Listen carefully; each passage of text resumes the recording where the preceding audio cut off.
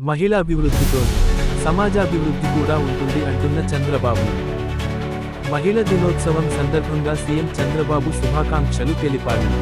Telugu Desam party ఆవిర్భావం నుంచి మహిళా సాధికారత కోసమే పనిచేస్తోందని ఉద్ఘాటించారు.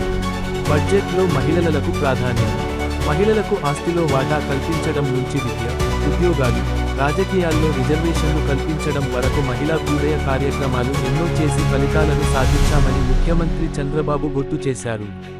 తాజాగా 2025 నుండి 26 వార్షిక బడ్జెట్లో మహిళా శిశు సంక్షేమం కోసం ఎన్నడూ లేని విధంగా 4,332 కోట్ల రూపాయలు కేటాయించడం ద్వారా వారి సంక్షేమానికి కట్టుబడి ఉన్నామని ఉద్ఘాటించారు. అలాగే దీపం 2 స్కీమ్ కింద 90.1 లక్షల మంది మహిళలకు ఉచిత గ్యాస్ సిలిండర్లు అందించామని వివరించారు.